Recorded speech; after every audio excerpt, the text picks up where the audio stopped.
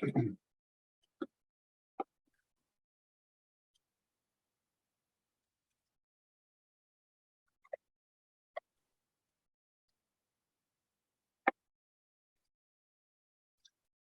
so you're ready to share, are you? Yes. Should I do it before you introduce me? It's up to you. I can do it after the introduction. Sure, sounds good.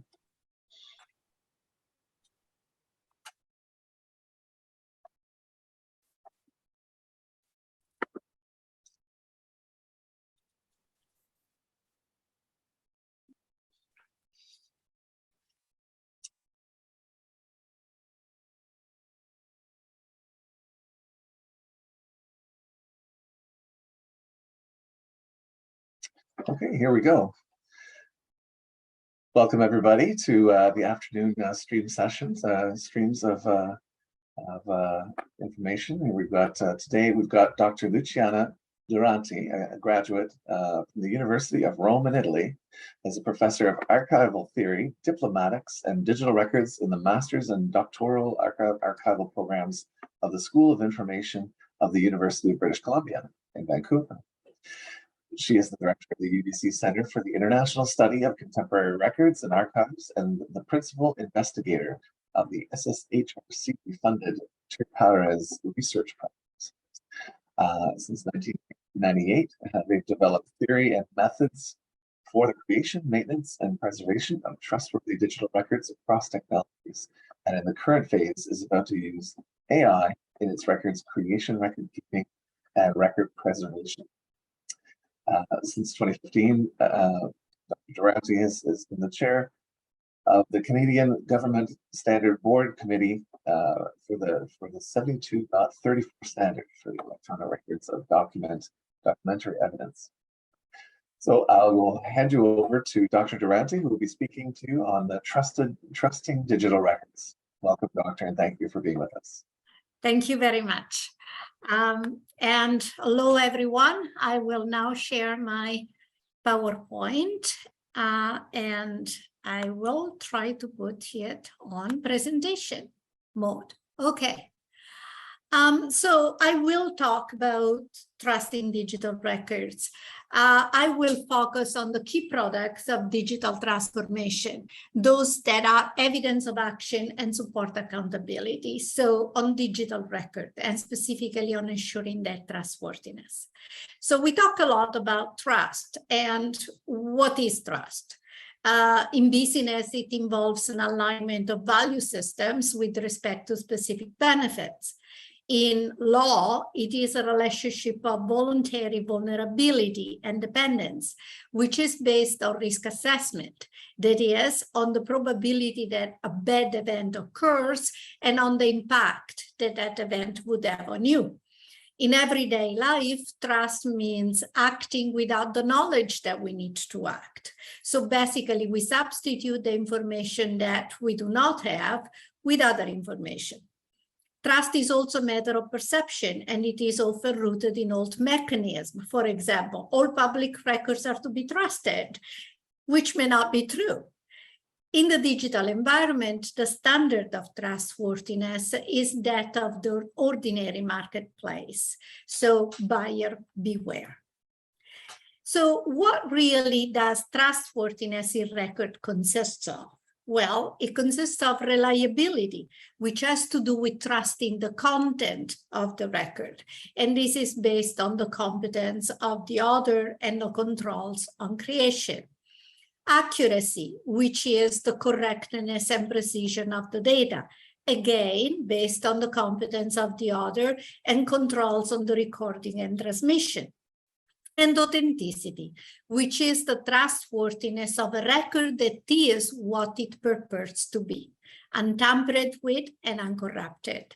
We will focus in this presentation on authenticity because it is the part that is most at risk in the new pattern of digital transformation. Authenticity has two components, identity and integrity. So if we start with identity, we can see that the identity of a record refers to its attributes which uniquely characterize it. What are they?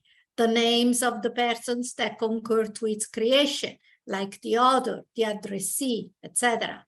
The dates of making, receiving, filing, transmitting the record, the method or action in which the record participates, the relationship with other records as expressed in a classification code, for example, the indication of attachment. So it's clear that identity is given by all this data. Integrity is a more fuzzy concept because it refers to the quality of being complete and unaltered in all essential respect. Now, what are the essential respect? Intuitively, we can say that if a record has the margins ruined, or the ink has passed on the other side, or there is a hole, as long as we know it's the same that it was in the beginning, we know we can read it, so it has integrity. Now, in the digital environment, we have got a problem, because in the paper environment, the authenticity of a record could be assessed on its form, on its face, also on its provenance, and in the documentary context. It was in a file, which was in a series, etc. But this turned out to be linked to the fact that records were affixed to a medium permanently. That is, this was linked to their integrity. The problem with digital records is that digital records cannot be kept. They cannot be maintained or preserved. We can only maintain our ability to reproduce and recreate them over and over again. This is based on two facts.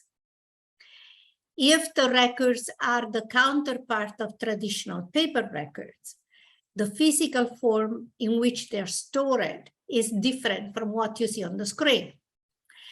So the entity we keep is actually the stored digital encoding of the records. This stored record is distinct from the manifested record, which is either a copy of the stored record in a way that human beings can read, or in a form for use for management by automated systems. Now, the general requirement for digital records is that regardless of how a record is represented in bits in digital storage, it must be possible to generate a manifested record that has all the identifying attributes of the first manifestation of that record. So the same identity. So for digital records which have no analog precedent, such as records in dynamic, interactive, and experiential systems, it is not possible to keep, maintain, or preserve in digital form a record intended for human use. So digital records are always new. Every time you close a record, you destroy it. Every time you recall it, you make a copy. They are always green. Given this fact, how do we know whether they're authentic? So some countries like Canada have established that records are authentic if we can demonstrate the integrity of the system in which the records have been stored at any given time during their life. See the Canadian Government Standard Board Standard 7234, which has been reaffirmed this year. Now, can we consider system integrity another component of authenticity? I don't think so. The integrity of the system supports authentication, which is a declaration of a record's authenticity at a specific moment in time. And it is a deduction which is based on system security. So what is security? Well, you know, it is the protection of the system and the records from unauthorized access, use, alteration, or destruction. Now, think about this. In a world in which the integrity of a system is a deduction that we make from policy, rules, audit trails, and logs, from which we infer the integrity of the records, from which we infer its authenticity. What does it mean? The security is the new authenticity. Forget authenticity. We have to focus on security. Now, Individuals enforce security with something they know or they own or they are, but cloud providers enforce it through encryption. And they should produce audit trails and access logs, and they should capture, maintain, and make available metadata associated with access, retrieval, use, and management of the records, in addition to those linked to the records themselves. Now, if they do that, users do not have access to them, because any information produced by cloud providers belongs to them. And this is a big issue if one has to demonstrate the authenticity of the records. Cloud computing has other vulnerability because the records can be anywhere in the world. And the location of the data center is a criterion in determining the law that applies in case of litigation. The shared tenancy system is an issue in the public or commercial cloud, but vulnerabilities also exist in the private cloud. So national strategies over time have required the records reside within the boundaries of the country where they were created. And however, this requirement defeated one of the reasons for choosing the cloud: saving money. It is very expensive to maintain data centers in Europe or North American land. So the international strategy has stopped requiring this and underscores the importance of multilateral agreement among countries for collaboration in security. But is collaboration the key to safety? No. So therefore, we have the development of technology-dependent authenticity. This is the attraction of blockchain technology. Lots of governments worldwide are moving towards blockchain technology, which is the technology enabling Bitcoin. It is a ledger, that is a distributed transactional database that keeps a definitive, that is immutable, trace of transaction records. It keeps the hash of records. The records are somewhere else. It relies on a distributed network, which means that all the servers are equal, and on decentralized consensus. That is, there is no single point of control, therefore, there is no single point of attack. The transactions, that is, the hash of the records, are held in blocks, which are linked in a chain that is tamper resistant and append only. So it starts with the genesis block, and each block contains, in addition to the hash of a predetermined number of documents, a hash of the prior block in the chain. So how do we use it when we talk about authenticity? Well, it can be used to confirm the bitwise integrity of a record that is, however, kept elsewhere, right? Now, bitwise integrity means not only that the bits are the same, but that they are in the same exact order. It also confirms that the record existed or was created before a certain point in time, that is, before being time-stamped and registered on the blockchain. It also confirms the sequence of the uploading of the hash algorithm to the blockchain. Is it a record-keeping system? No. First of all, it holds the hash of record, doesn't hold records. The smart contracts are not considered record yet. They have no signatures, no dates. The records must still be stored and managed off-chain. And this is good because if they were on the blockchain, they would be mutable. Now you can ask me, what's wrong with immutable? Isn't that integrity? Well, immutability is the attraction of blockchain. It is what ensures integrity, though it is different from it because nothing can be changed in a record or removed from a block. Immutability, therefore, is also the problem of blockchain. With current records, every time you update or correct wrong data, that invalidates the blockchain. Every time you have a form of privacy protection, exercise the right to be forgotten, dispose of no longer needed records, Any record system upgrade, it would change, therefore, the algorithm. Any of those actions involves invalidating the blockchain.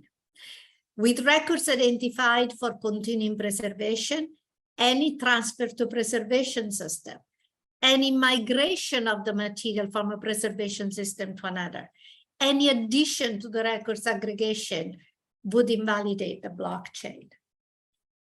And we have a problem with identity of the record because the hash that is recorded on the blockchain does not allow for links to the hash of related records. So there is no interrelationship among the records. So, you know, in a file, you have the records in the context of other records. Well, not here, because the order of the records is the uploading by any of the participants in the blockchain. And there is no hash of metadata, so there is no context. And even if we embedded the metadata in the record, so it were just a hash of the whole thing, the metadata could not be upgraded or changed. So it's not useful. We have other problems with authenticity because, yes, you can prove that the record is authentic from the moment it has been uploaded to the blockchain, but you can't prove that it was authentic before then. Preserving contextual evidence is not possible. Handling the decentralized situation of the blockchain is difficult because it is trans-jurisdictional. Dealing with code is a challenge because the components of the transaction are controlled by different actors in different jurisdictions.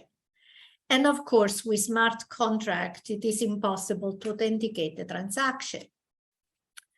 We have also problems with decentralization because information processing happens on a complex technological stack where different technical components may be in the custody of different actors or operated by different actors. Some components may be under the control of a single organization, other under the control of business partners, as in the case of a blockchain consortium, others under the control of unknown third-party actors in a public blockchain. So an organization's records could be in the custody of thousands of independent actors, over which records creators exercise little or no control. The consensus mechanism may not be within the decision-making purview of the records creator or of the records creator information professionals. They may be decided by remote third-party developers. And so these protocols and standards are still unstable. The reliability of the upload of records could be very difficult to establish. So lots of challenges because this is a technology in the early stages of development. And it suffers from limitations related to privacy, to compliance, to governance, and mostly to scalability. You do need a large number of members of this blockchain consortium or participants. And security. There is no systematic examination of the security of a blockchain system. Now, we do have a right as citizens to trustworthy records, especially when we talk government records. With the advent of the digital environment, the records have become ubiquitous, existing in multiple copies in different places, and they are easy to access. So as a consequence of that and of freedom of information laws, records creators have become aware of their records in a supremely self-conscious manner. They have figured that the records could not be left for others or for chance to determine their future. They are too significant politically, legally, and socially. And the time for accountability through them could come any moment. Also, historical accountability will come. This is why it is vital for all of us information governance people to focus not just on digital transformation, but on the people's right to trustworthy records by ensuring not only their authenticity, but the ability to verify and prove it. You can't prove it, you don't have it. So how do you prove it? The fundamental difference between proving the authenticity of analog and digital records is in the fact that while the authenticity of analog material can be proven and verified on the face of the records and on the basis of documentary context, and only exceptionally is circumstantial or extrinsic evidence necessary, the authenticity of digital material cannot. The assessment of the authenticity of digital material is always an inference, is a deduction, is not proved. It is based on extrinsic elements such as significant properties, as shown by identity and integrity metadata. It relies on circumstantial evidence, such as the integrity of the system hosting the record at any given time, the policies and procedures controlling the life of the record, and the technology encrypting or securing the access to the record. So what about artificial intelligence? Can it help? Artificial intelligence systems are computing systems using algorithms capable of carrying out complex tasks that were once believed to be the sole domain of natural intelligence. Ivan Gauthier the other day said that artificial intelligence is any technique allowing a computer to learn human behavior. So processing large quantities of information, calculating and predicting, learning and adapting responses to changing situations, recognizing and classifying objects. In a broader way, the artificial intelligence systems are also called automated decision system, ADS, when they do not involve deep learning. So the question we need to ask is, can we develop artificial intelligence systems for ensuring the continuing authenticity of the record and our ability to prove it? Well, we know that artificial intelligence systems have issues. They provide evidence that is based on probabilities, so it is inconclusive. They provide evidence that is not interpretable or transparent, so it is unscrutable. They provide evidence that is only as good as the data on which it is based, so may be misguided. They provide evidence that may have a disproportionate impact on one group of people, so may be unfair, and may have effects that challenge the autonomy and privacy of people, may be transformative. And it is very hard to assign responsibility for a decision if it is a machine making it. So there is the non-traceability to who is in fact responsible. In addition, the decisions AIs make are based on past decisions. And we know that when it comes to human affairs, tomorrow rarely resembles today. And data cannot say what has a moral value or what is socially desirable. Now, last February 3rd, 2022, the Algorithmic Accountability Act was issued with the focus on procedural regularity and transparency, was introduced in the US Congress. Interestingly enough, it wholly relates to the business and industry, does not apply to government. It is too modest compared to the European AI Act of 2021. The focus is instead on governance mechanisms that shape not only how the automatic decision systems are designed, but also what ends they serve. So in North America, we are not very far with artificial intelligence. Though Canada and the Association of Southeast Asian Nations have issued in 2018 the Montreal Declaration Principles.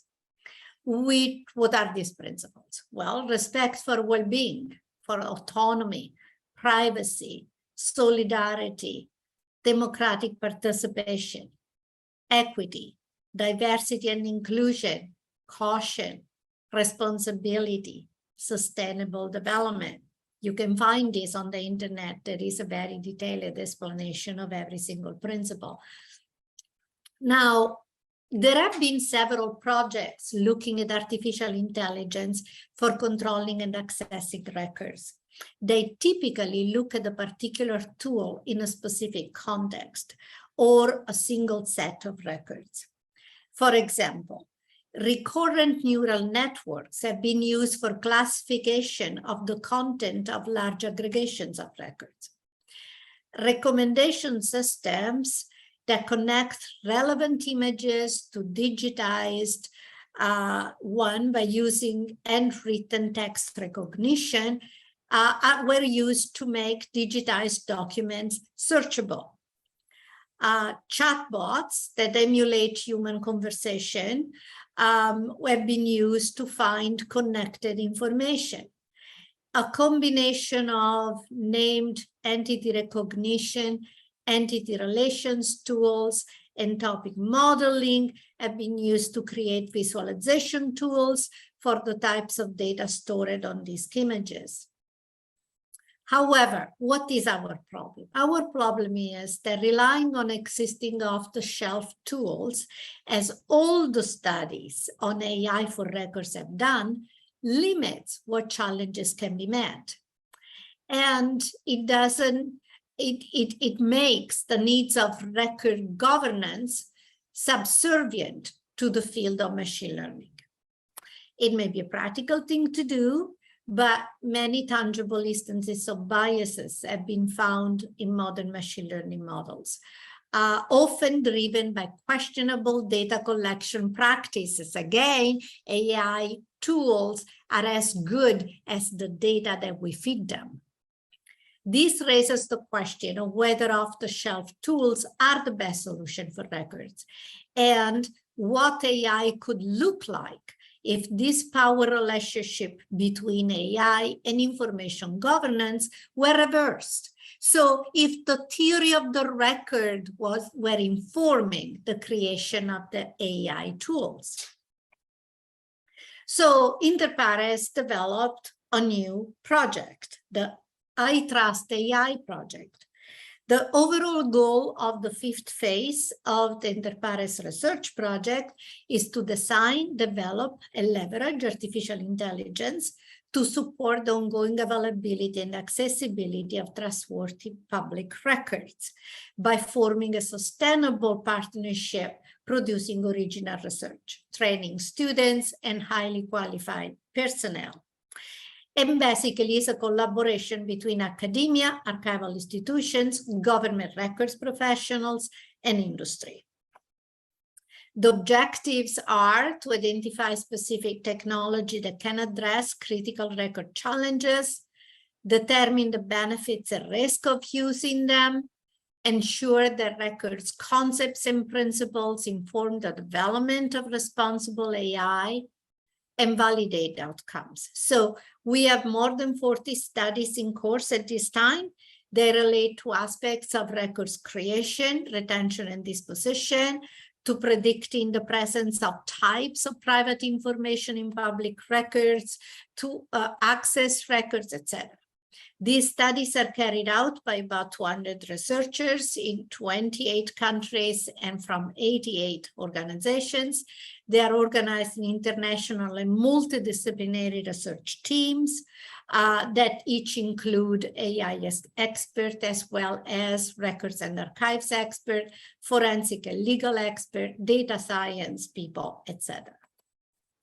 The expected outcomes are to improve upon existing tools, create new machine learning tools that will address specifically records needs, such as machine translation, image recognition and description, optical character recognition and handwritten text recognition, text summarization and classification, and text style transfer for language civilization, basically automatically removing the biases in language, hate, and sexism. So can we use AI to trust records? Well, we aim to use artificial intelligence based on records-related concepts to classify, select, and authenticate records, and to determine whether there has been any interference with them. But we need to link these tools to much more sophisticated security. You remember, security is the new authenticity. Now authenticity is just an inference, cannot be materially proven, can only be inferred. So we can use artificial intelligence to protect the records from both internal and external agents, and to prove that we have been successful in such protection.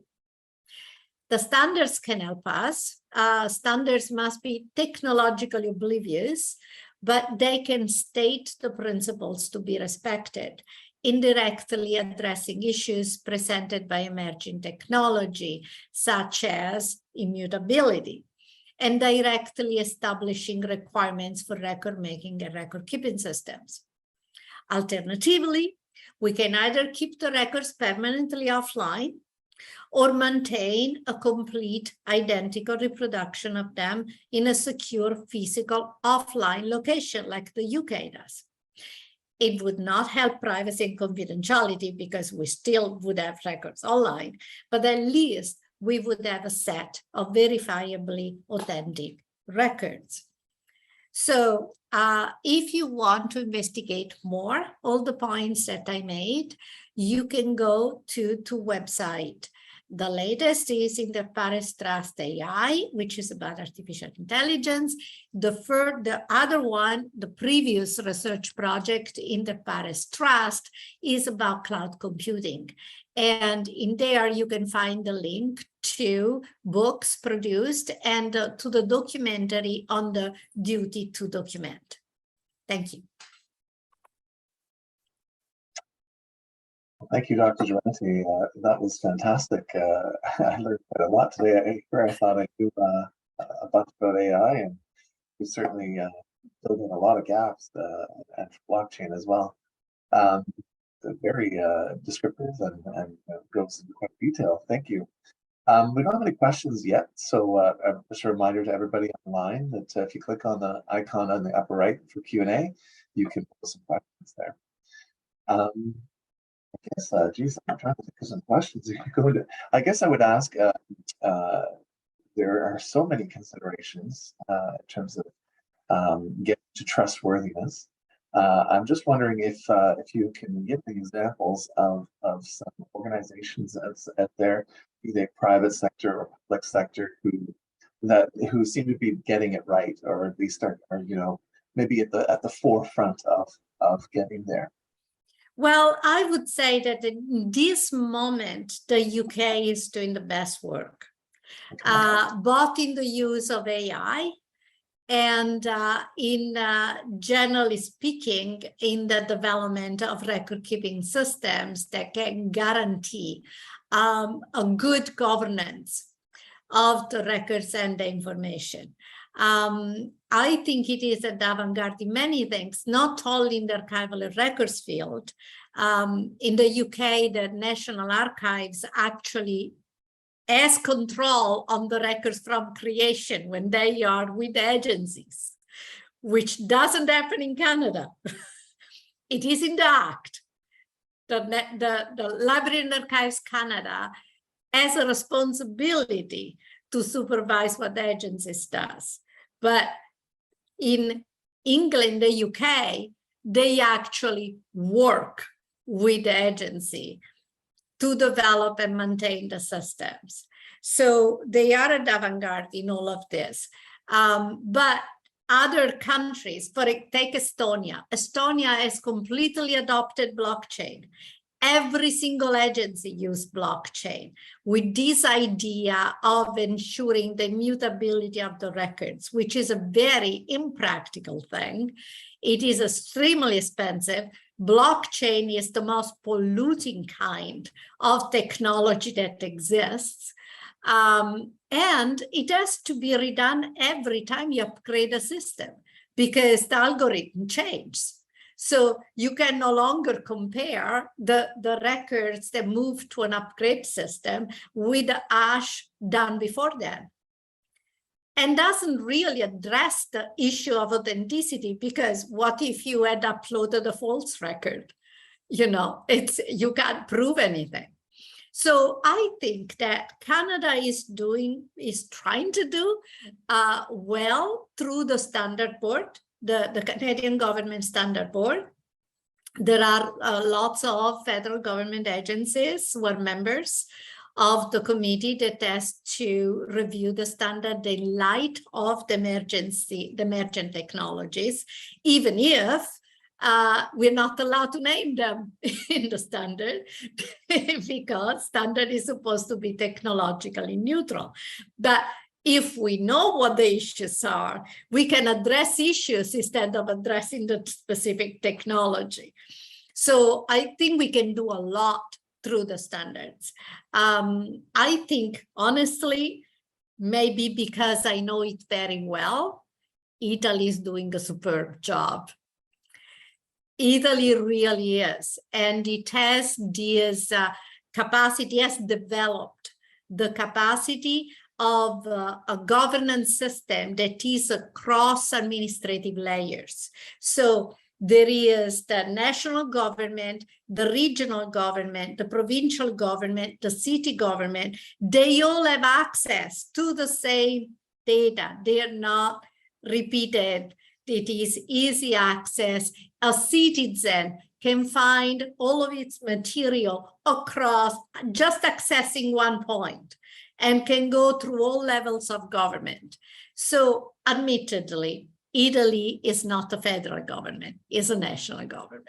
So this kind of thing can be done in Canada at provincial level, going down to the cities. It's very hard to do it at federal level. I think the Library and Archives Canada could do much more because it has the power to, it is in the legislation. They just need to sit at the desk together with those who generate the records and with all the information management people there. Otherwise, examples of perfections, you know, again, when we talk records and when we talk authenticity, it depends on the legal system. It depends on the entire juridical environment. So you can't easily transport a solution from here to there.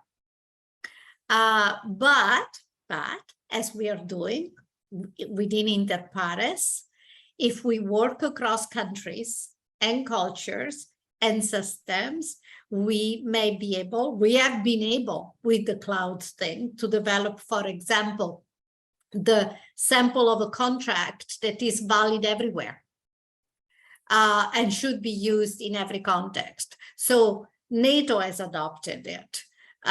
You know, we have all the international organizations working with us, the Red Cross, UNESCO, the World Bank, the International Monetary Fund, you name it. Okay, this is good because eventually with the technology, that's where we need to get. So we can develop even this digital transformation, cannot be just the government of Canada. Look outside, you have to interact with everybody. Every decision made has an impact on everybody. Can't do it in isolation. Sorry, I talked too much. No, that was a great answer. Thank you for that. It's yeah, it's very fulsome. Fascinating and true for sure. We do have a question now. It's about how is this project working with the Office of the Information Commissioner of Canada in terms of the Privacy Commissioner and the NRC? Wait there. You were cut several times, so I didn't get the question.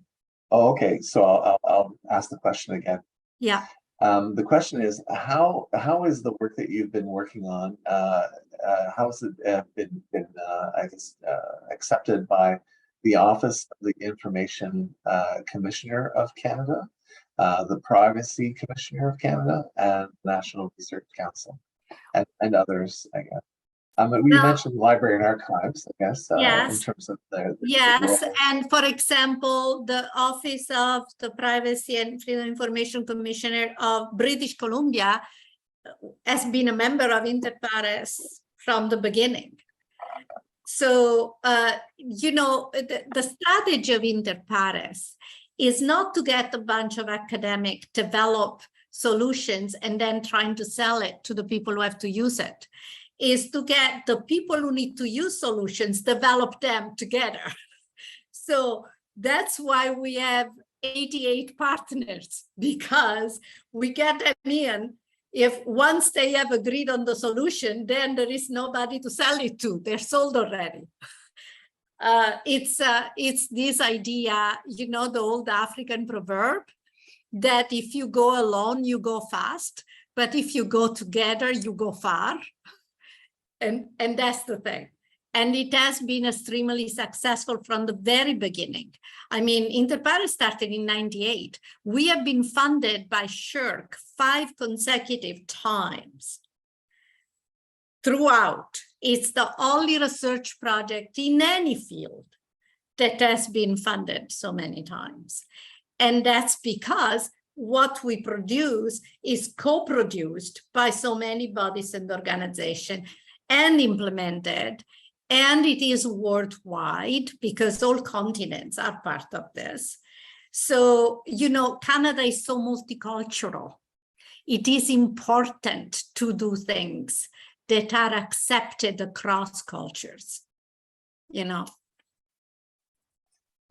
Echoing what we heard earlier from some speakers this morning too, in terms of trying to have and embed diversity as part of your solution and your collaboration. It will just, as you say, go much further, right?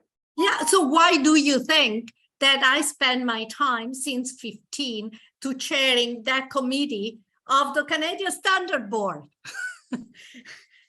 That's what happens. We have people participating in all of this, and then eventually everything becomes a standard. So yes, the federal government is on if I am the chair of that committee. Because we all work together and we all input together the issues, the problems, the possible solutions, the strategies, the possible policies. That's the thing. We need to talk to each other. The problem that I still see in Canada is little talking to each other. There you go. I guess it's tough to try and sometimes get people engaged if they're fully engaged in other things as well, I guess. It's been a fascinating talk. I really appreciate you presenting this to us. We'll have the recording available for others to view as well. I'm sure there'll be lots of interest in that as well. I'll be telling all my colleagues, that's for sure. And I just want to say thank you very much. Thank you for giving me the opportunity to talk to you. It's great. Thank you very much. Okay. All right. Bye now. Bye. So I just want to let everyone know that you know, we'll have some other streams coming up. We'll be hearing from Martin St. Eve on capitalizing the Canadian data ecosystem with ethics, as well as after that we'll be hearing from a multidisciplinary approach to digital transformation and innovation by Dr. Daniel Amiot. And then finally, from stream 2, we'll be hearing from COVID-19 and hybrid workspaces from Dr. Jeffrey Roy. All right, so that's it. And thank you, everyone, and take care.